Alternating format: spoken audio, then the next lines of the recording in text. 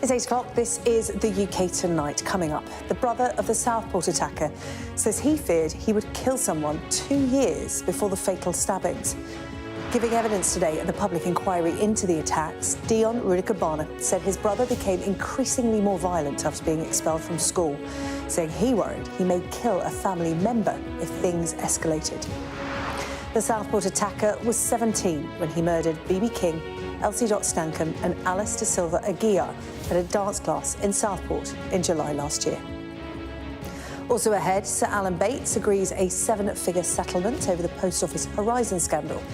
He was one of hundreds of people wrongfully accused over the faulty software and prosecuted for theft and false accounting. Tonight, we speak to another sub-postmaster about how significant a moment this is in their campaign for justice. Plus, we hear from the frontline workers dealing with the trauma of road traffic accidents amid growing calls for stricter licensing laws. And I speak to Rio Ferdinand about his foundation, how he hopes to inspire the younger generation, and, of course, his old teammate, Sir David Beckham, as of today. Well, that's come much more here on the UK Tonight.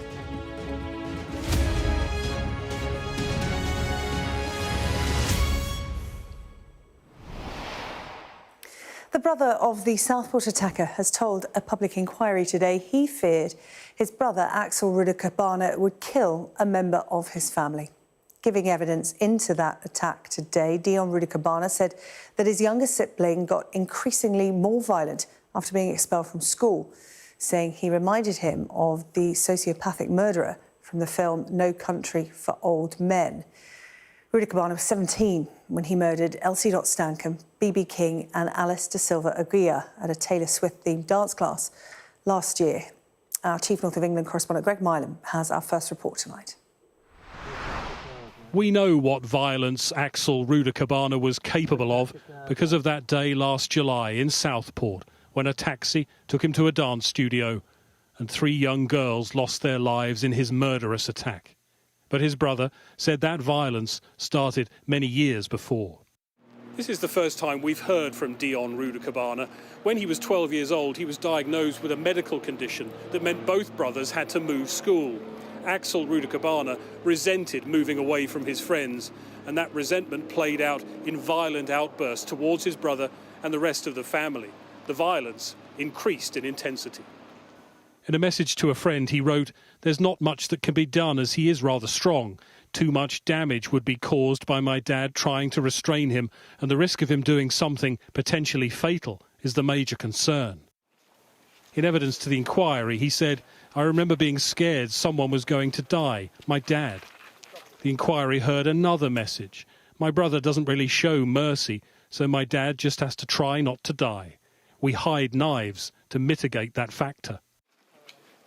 But on his brother's motives for the violence at home, he told the inquiry it wasn't just being viewed as being naughty. He was struggling to manage in his situation, and it was frustrating, and he lashed out. David Rudakubana said that by the time his brother was 13, their parents had lost control of him. He compared him to a character in the movie No Country for Old Men, a sociopath who went on to kill. "That's what concerned me," he said. The brothers' last interaction came when Axel Rudakubana threw a metal bottle at his brother's head. He missed, but the two have never spoken since. It was a year later that Axel Rudakubana did kill. On such an atrocity, his brother will continue trying to provide some answers tomorrow.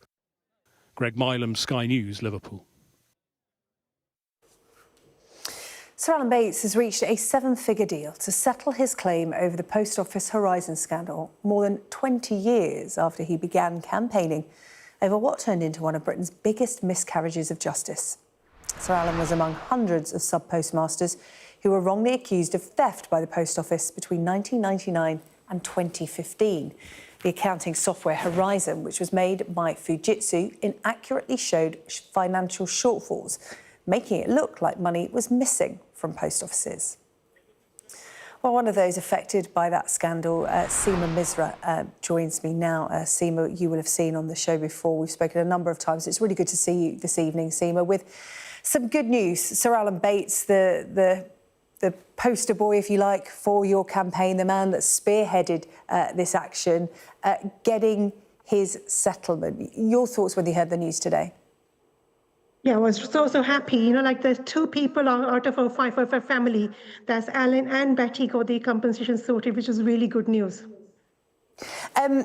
We understand that the figure is significant, and you know it's hard to say this isn't about the money for sub-postmasters and mistresses like yourself. It is about the money, but it's not about compensation. You've always been clear that this should be financial redress. You should get back the money that you lost, the finances that were obliterated by your prosecutions. That is true. You know, even I don't even like the word compensation, because it's our own money which we are asking back. So, you know, we need to invent a new word. Seema, what are your thoughts tonight? It's worth reminding people at what point you're at in your journey with the Post Office and your fight for redress and to clear your name. So we're still fighting. Received some interim payments, but still waiting for my full and final. Yeah, and in terms of that fight, do you feel like you've been given a boost by hearing that Sir Alan Bates, you know, as I said, the man associated with this scandal has finally got his payout? So hopefully it will push forward some, you know, the cases as well, because, you know, all of us struggled quite a lot. Prison time, you name it, it's been challenging. So hopefully this will push all the cases forward. Yeah. Seema, it never fails to astound me how level-headed and positive you are, given what you've been through and the fact that you still carry on this fight. Of course, all the sub-postmasters and mistresses very much in this together, understandably, everybody feeling elated by the news about Sir Alan Bates. But, you know, you were sentenced to 15 months in prison back in 2010 after being accused of stealing £74,000. It's always worth reminding people of these incredible details just to reiterate the impact it had on your life. You were sent to prison, you gave birth within 2 weeks, you know, you were taken to prison after losing your case. You didn't think that you'd come out of this alive, yet here you still are, with a smile on your face, so resilient. How are you managing to do that? Because this must feel like it's never ending. I know, but we're fighting for right cause. We know that we haven't done nothing wrong and nothing wrong will happen. So these are just the hurdles we will pass through.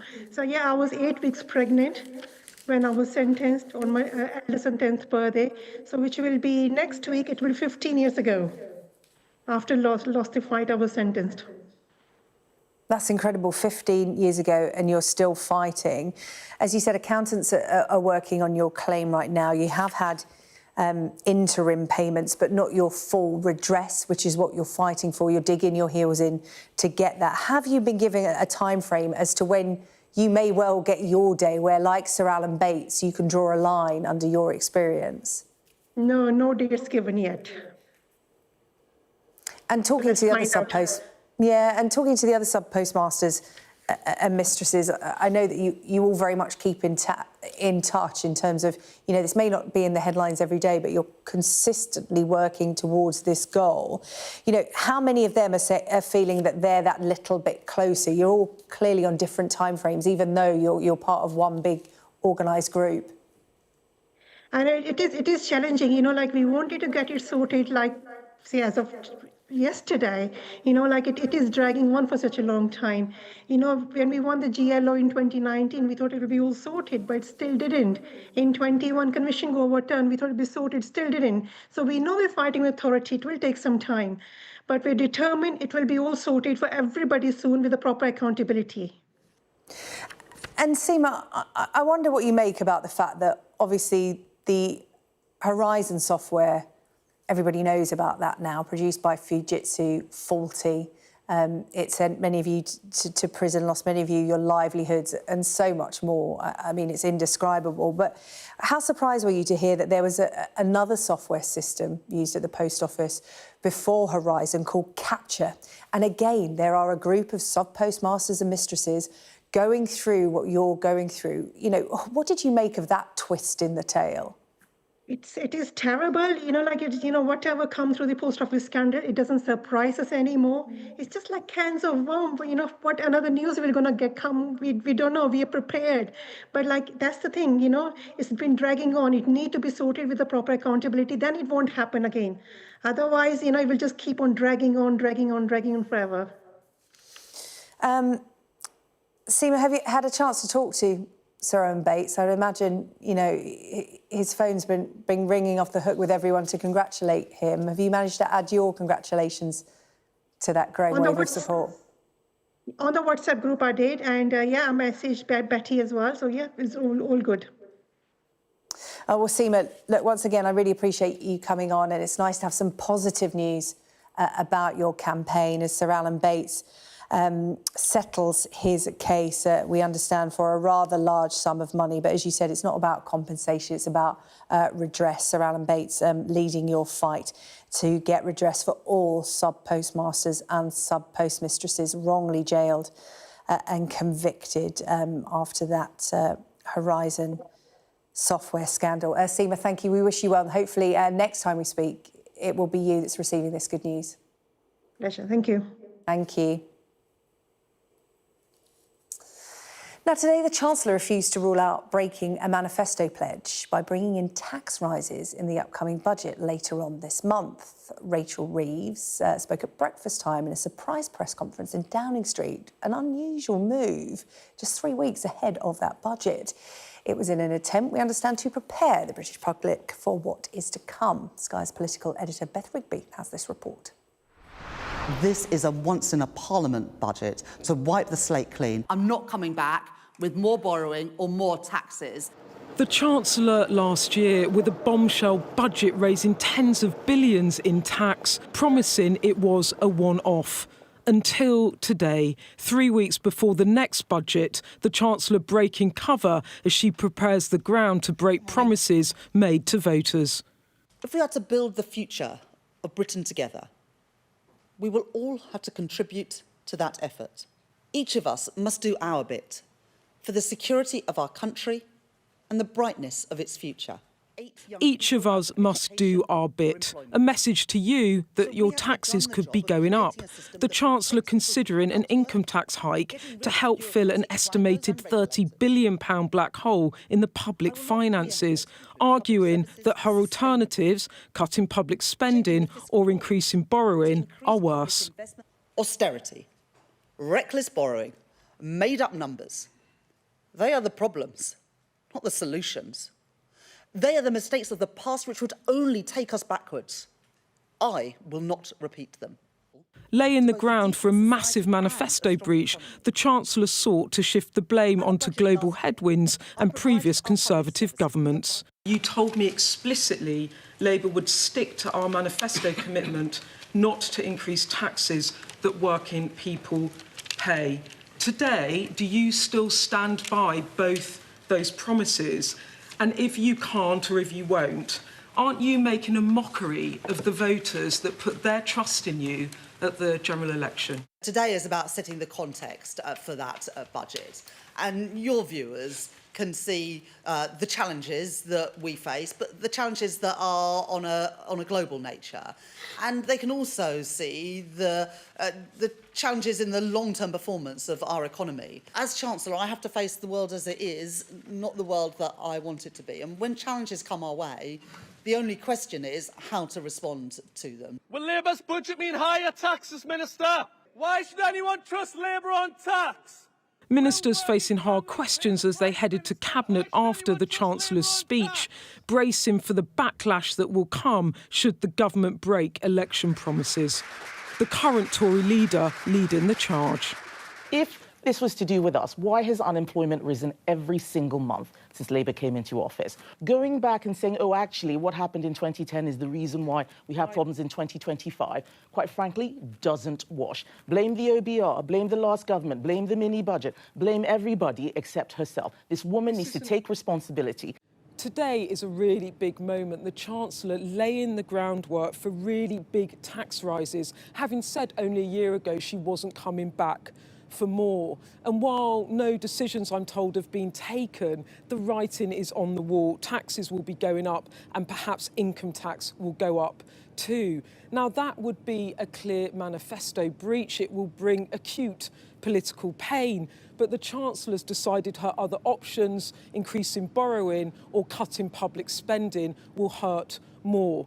This is, if you like, a make or break moment for this Chancellor and this government, but insiders tell me they think it's a risk they have to take. Labour ran its election campaign promising to fix the economy and make people feel better off. Those promises seem further away than ever as the clock on this government runs down. Beth Rigby, Sky News, Westminster. LNER has praised the extraordinary bravery of one of its workers who helped save lives during the stabbing attack in Cambridgeshire on Saturday evening. Samir Zatouni was working on board the Doncaster to London service as a customer experience host. Sam was injured in that attack and remains in hospital. Eyewitnesses have praised his actions, and the British Transport Police described his response as nothing short of heroic, saying that he helped to save multiple lives. In a statement, the MD at LNER said, in a moment of crisis, Sam did not hesitate as he stepped forward to protect those around him. His actions were incredibly brave, and we are so proud of him and all our colleagues who acted with such courage that evening. Our thoughts and prayers remain with Sam and his family. We will continue to support them and wish him a full and speedy recovery. Sam's family have also shared a message in response to the overwhelming support they say they have received, saying, we have been deeply touched by the outpouring of love and kindness shown to Sam and by the many well wishes for his recovery. The care provided by the hospital and the support from his colleagues at LNER has been incredible. We are immensely proud of Sam and his courage. The police called him a hero on Saturday evening, but to us, he has always been a hero.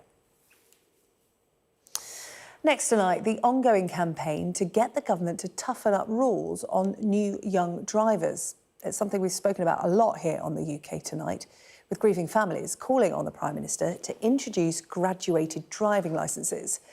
But as well as relatives, there are also calls for tougher restrictions coming from emergency service workers, who are often the first to arrive at some of the most horrific and distressing scenes after accidents on our roads.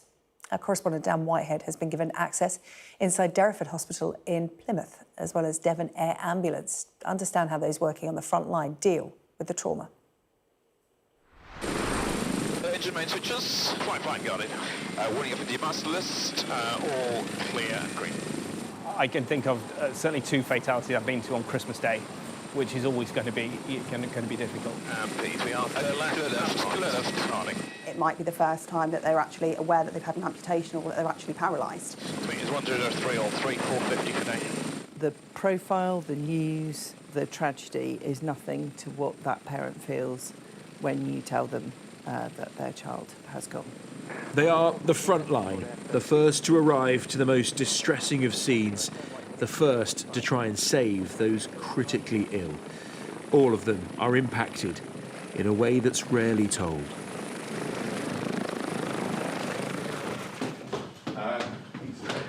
It was a small car with a group of teenagers in that had collided with a tree.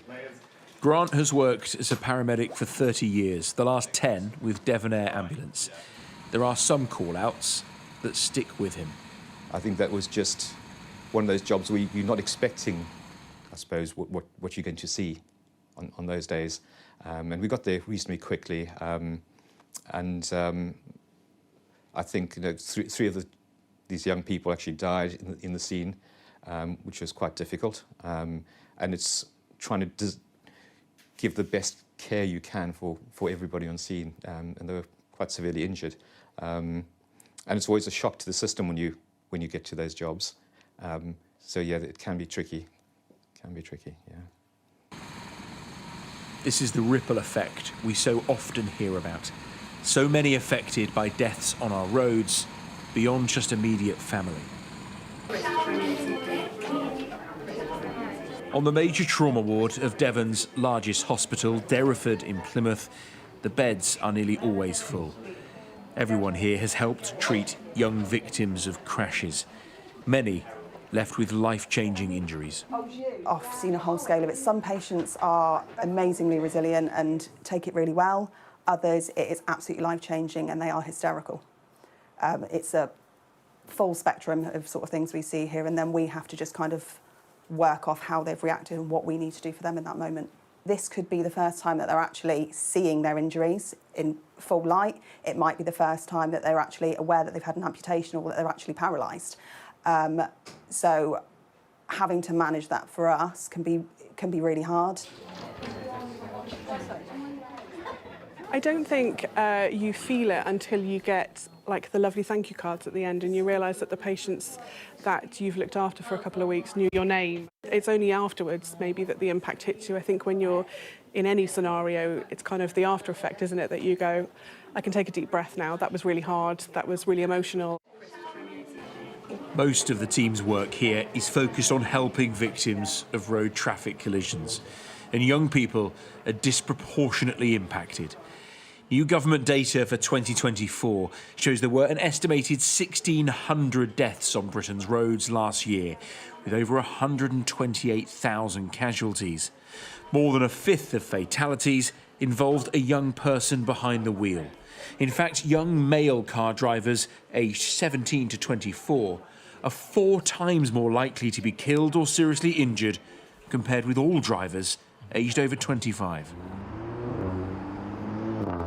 Despite this, the government is refusing to follow other countries in bringing in graduated driving licences. GDLs see learners gain freedoms in stages, such as initial bans on driving at night and with a car full of mates. The system has seen deaths fall in places like Canada and Australia. In my view, the evidence is overwhelming that they need to reconsider it. We can't tell them what to do. They need to come to their own conclusions. But we are building up now a case of evidence whereby ministers will have to, we've got to look at this again. We've got to reconsider this. The government says it's looking at other measures to protect young drivers as part of a new strategy on road safety due to be published soon. But for those dealing with the fallout of road deaths, tougher rules would be welcome. I think GDL is part of that safe system. I believe in evidence-informed practice, and for me, the evidence from Canada, from other parts of the world, is really strong. I believe that GDL saves lives. I've got 4 children. One of them, in a couple of years, will be driving. I, as a parent, will be making sure that a similar structure to GDL is in place to try and keep her safe. The loss of any life is tragic and affects a lot of people and the clinicians as well. But I think when there's a young person that survives as well, and they've got to walk with that for the rest of their lives, and it more than likely would be one of your friends. What's the toughest part of your job? That's a good question. What's the toughest part of my job? Interestingly, I don't think it's looking after the trauma patients, because I think for the trauma patients, we're so focused and we're so resourced. But I definitely, the toughest part is talking to the relatives. I get huge satisfaction from doing it well, but I can remember the face of nearly every relative that I've ever spoken to. Those relatives will join others in Westminster in a few weeks to launch a new campaign urging the government to go further. What is clear is that the number of young deaths on our roads has an impact that spreads far and wide. Dan Whitehead, Sky News. So to come on the UK Tonight, we'll be discussing new online safety laws which will make pornography showing suffocation or strangulation illegal. Also ahead, Sir David Beckham, knighted by the King, will hear why it was, in his words, his proudest moment. And I will speak to Rio Ferdinand about his work helping young people find opportunities in life. And of course, we'll find out what he makes of David Beckham's knighthood.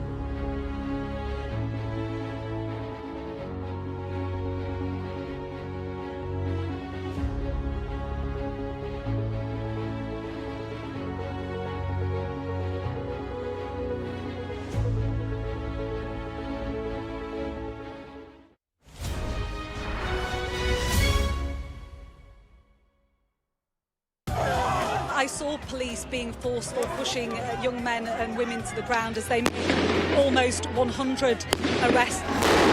How will the cold affect your voters? Well, we have a lot of tremendous support. What country are you From the UK? Okay, we don't give a crap about your opinion and your reporting. Why don't you go back to your country where you have a major migrant problem? I'm Martha Kellner and I'm Sky's US correspondent based here in Los Angeles. Online pornography showing strangulation or suffocation is to be made illegal. It's part of government plans to tackle violence against women and girls. And it follows a review that found depictions of choking were rife on mainstream pornography sites and had helped normalise the act amongst young people. Both the possession and publication of such material will now be a criminal offence under amendments to the Crime and Policing Bill that's currently going through Parliament. We're joining us now, Andrea Simon, the director of the End Violence Against Women Coalition, who have long campaigned on this particular subject. Andrea, good to see you this evening. Your thoughts on this move by the government? It's a very welcome move. This commitment to make pornography that features strangulation illegal is significant because it's sending a very clear message that so-called choking and strangulation is harmful and dangerous. And that's really important because what we've seen is, as a sexual practice, this is becoming normalised in a really quite terrifying way without some of the awareness of some of the more hidden, severe, long-term impacts of choking that medical research has shown can include everything from stroke to impaired cognitive functioning and brain damage. We don't think there is any such thing as a safe strangulation. But in terms of the legislation itself and its actual enforceability, the change that's being proposed is requiring adult content websites and social media platforms to be proactive in stopping the material appearing and also taking steps to remove it as well. And we think this is going to be really difficult to do, and it will be up to the regulator, which is Ofcom, to enforce that law. And it isn't something that the porn industry and other platforms are going to necessarily want to comply with. So we think Ofcom really need to be taking this duty very seriously. They need to be investigating and enforcing against porn sites who continue to host this content. And whilst it's positive that this move that the government are bringing in is trying to tackle the harmful content of pornography itself, because what we've seen often is the conversation focused more on restricting access, particularly for young people being able to access porn. There's still very much more that needs to be done when we're looking at pornography and the kind of normalising of harmful sexual behaviour that it's having. Yeah, enforcement is a big concern for people. I mean, the government have listed this as a priority offence. It's going to be at the same level as child sexual abuse material and terrorism material. It's going to be illegal. But as you said, you know, this is so rife. There are so many pornography sites. It's mainstream as well. People find it on social media. It's not just on dedicated sites. So it's a really difficult and widespread situation for the government to try and control.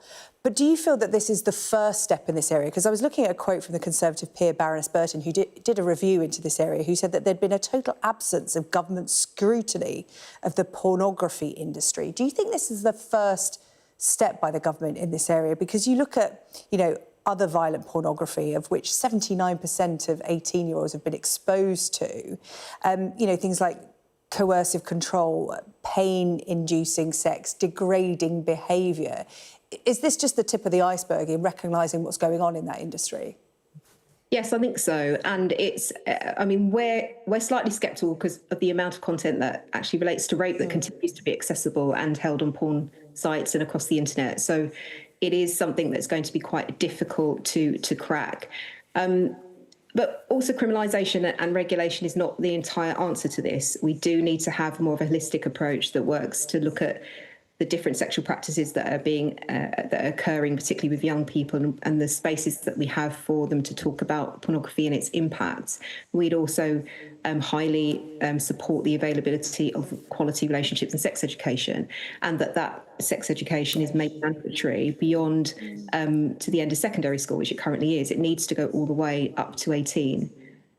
Yeah, I was just looking at this, at a government-commissioned review into online sexual harassment and abuse ahead of our conversation tonight. You know, I've read it before, but just refreshing my memory, and it's quite startling, you know, the normalisation of sexual violence in online pornography and the role this plays in shaping young people's children's attitudes towards sex and relationships. Half of children have seen pornography by the age of 13. I mean, you know, that's quite a sobering thought, isn't it? For many, it's their first introduction to something of a sexual nature. How concerned are you by this?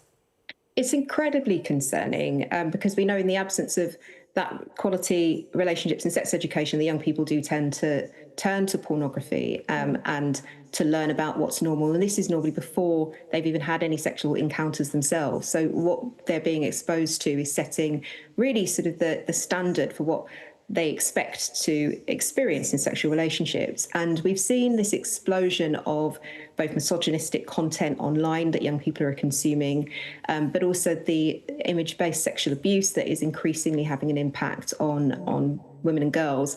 And that in itself is a huge area that the government have made moves to also try and regulate and make illegal, with this announcement also talking about today bringing in, through the Crime and Policing Bill, the opportunity for survivors of image-based sexual abuse to have longer to report what's happened to them to the police, and also for people to be prosecuted up to 3 years after an offence was committed. So these things are really positive in terms of giving more opportunity for things to be done through the criminal justice system, but it isn't going to really be able to cope with the extent of what we're actually seeing. There are some statistics that came out just today from the Office of National Statistics on sexual offending, showing there's been an 11% increase in sexual offences recorded by the police in England and Wales up to the end of March.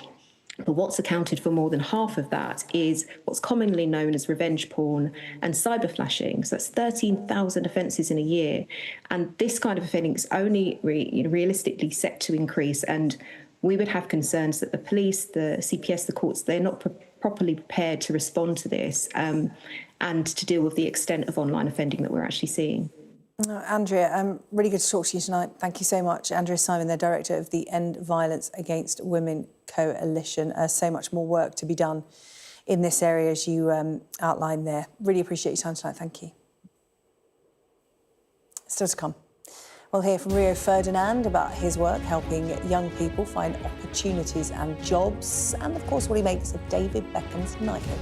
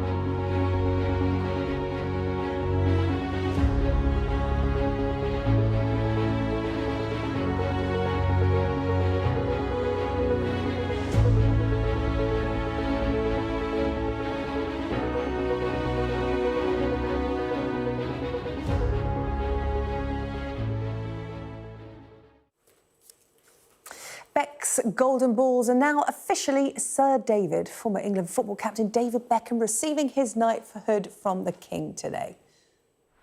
To receive the honour of knighthood, Sir David Beckham, for services to sport and to charity. The former Manchester United and Real Madrid midfielder named in the King's birthday honours for services to sport and charity. Sky's arts and entertainment correspondent Katie Spencer was in Windsor for the ceremony. They've been celebrity royalty for decades, and while the Beckhams are used to tightly controlling their public image, whether or not they would ever be given the titles Sir David and Lady Victoria was entirely out of their hands. From an honours point of view, Sir David has always been a more complicated candidate than most. While he's intertwined with celebrity branding and tabloid culture, the honours system itself has always been deeply rooted in the ideal of understatement. From fashion lines to brand deals, with the Beckham success unapologetically visible. For some traditionalists, they've been a little too self-publicising. Arguably, while there might have been a cultural lag behind any delay in Sir David being given his knighthood, in the last few years, it's also come down to his own bad luck. Having earned 115 caps playing football for England, as well as being a UNICEF ambassador for no less than 2 decades, this was long overdue. But Sir David's hopes of being rewarded for his 2012 Olympic efforts were scuppered a year later by an issue with his taxes, after he and a number of other celebrities who'd put money into a film financing company became embroiled in a case brought by the HMRC, which claimed their investment was a means of tax avoidance. Now, a decade later, the Supreme Court found that wasn't the case. And given that at the time sources close to Beckham reportedly said he had no knowledge of the scheme, understandably, Sir David wasn't best pleased. Then in 2017, he had the embarrassment of private emails being widely reported in the press, apparently leaked by Russian hackers, where he allegedly called the Honours Committee unappreciative. And we won't say the swear word he allegedly used.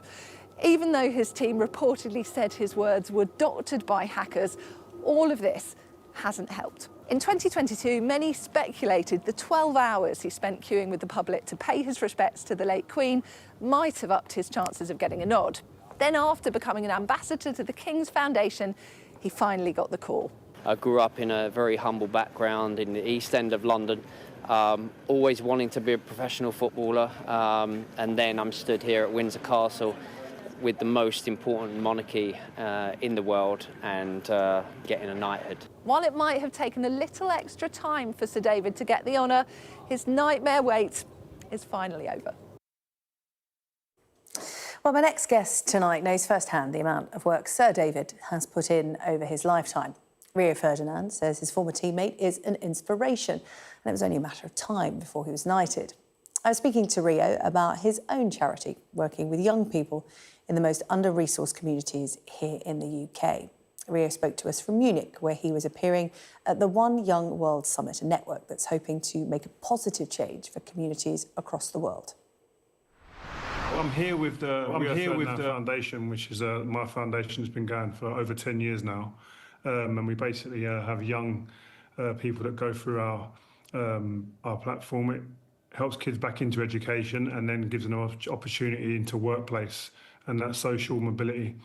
But this is a place where we go and meet like-minded foundations and like-minded people, loads of corporates, entities that we can collaborate and join forces to become stronger as one unit. So it's a real great place to kind of cross-pollinate audiences and thoughts. Yeah, Ria, it's worth reminding people how this foundation started, because it was a very personal mission for you. You mentioned there social mobility, and it's all about addressing issues of social mobility and inequality. And it comes from your own experience growing up as a young man in Peckham.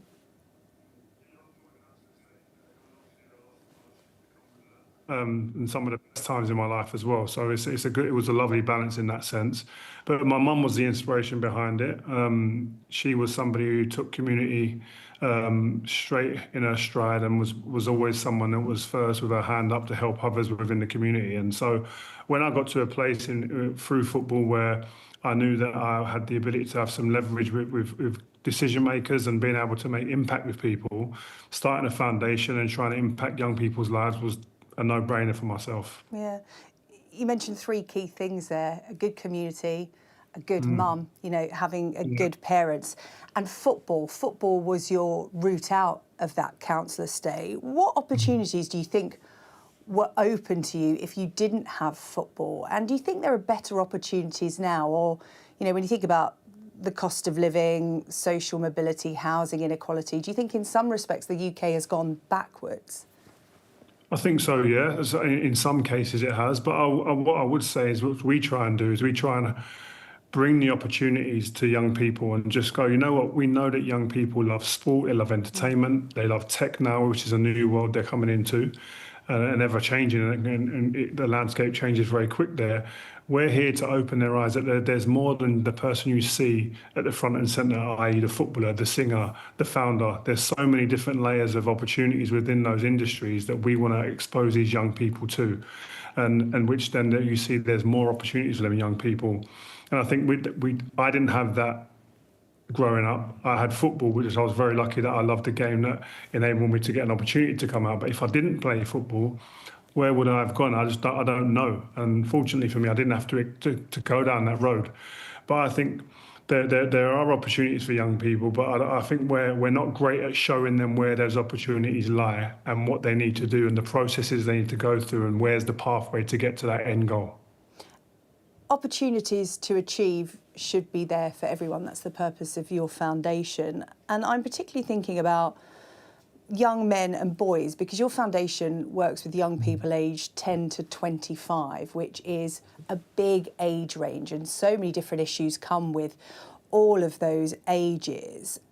What do you think the situation is right now for young men? And I'm thinking about, you know, the talk about inequality and what opportunities there are there for young men. We talk a lot about privilege, and a lot of young men in the UK feel that they're being left behind. What are the young people you're working with saying to you?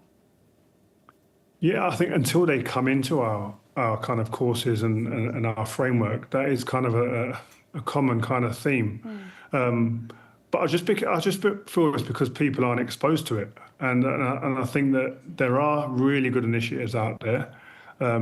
Yes, it is grim in some places, but there are opportunities for people.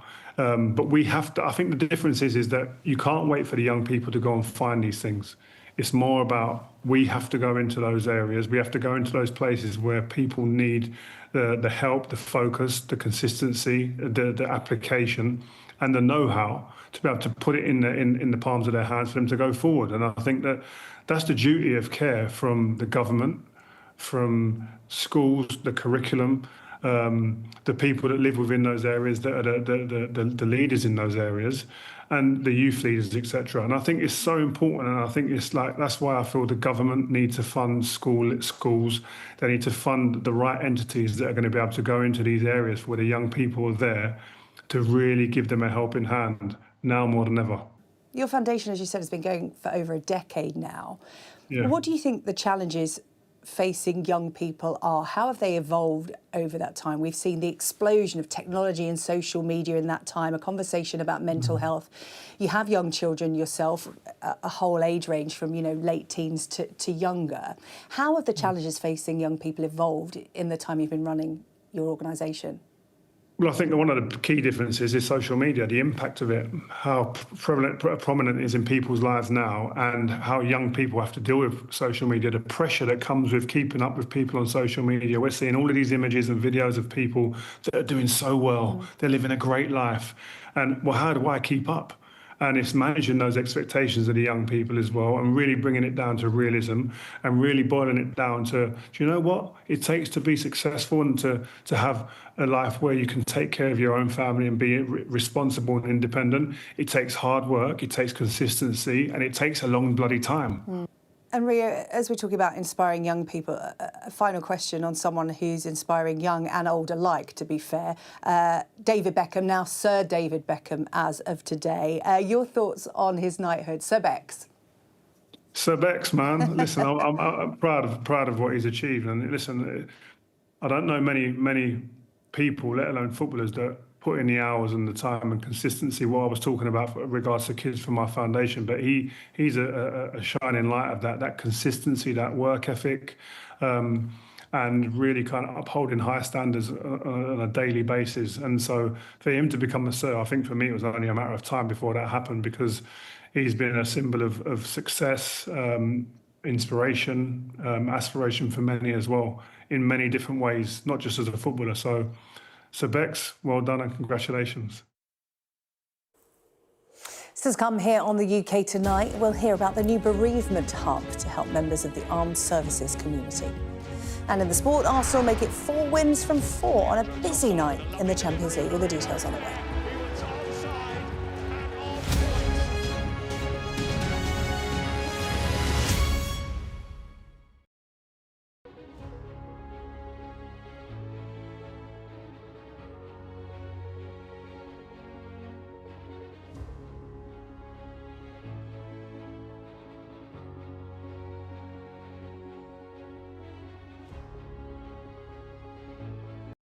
This program is delivered by DHL,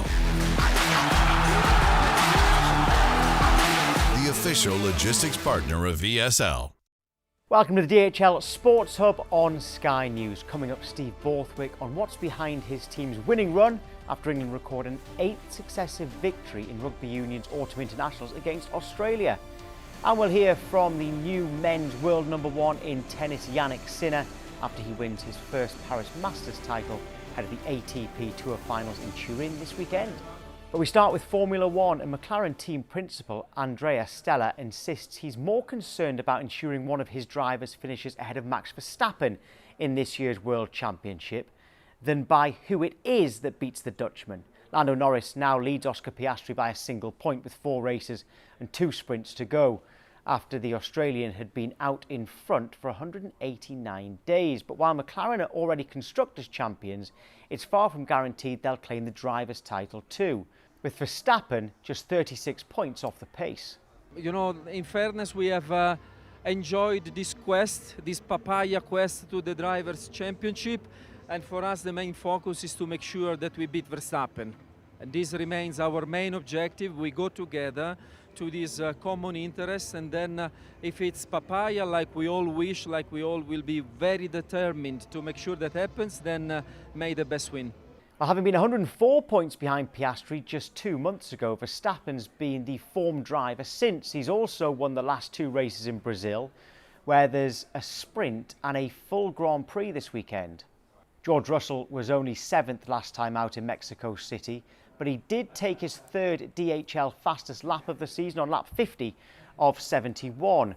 Russell can still mathematically win the title, but he'd need to win every race, including the sprints. Piastri registered the DHL fastest pit stop in round 20 for McLaren, who are second in those standings, ahead of Racing Bulls. Ferrari continue to dominate that competition and hold a lead of 204 points. Ollie Behrman, meanwhile, was the driver of the day, presented by Salesforce. After starting 9th, he achieved a career-best 4th place finish, equalling his team Haas's best ever result too. While an interested observer in Mexico City was Sergio Perez, who'll return to the grid in 2026 with the new Cadillac team. He's taken a year out after a good start turned into a struggle as Verstappen's teammate at Red Bull, and concedes his time off was much needed. It took me a while, to be honest. It took me a good 6 months.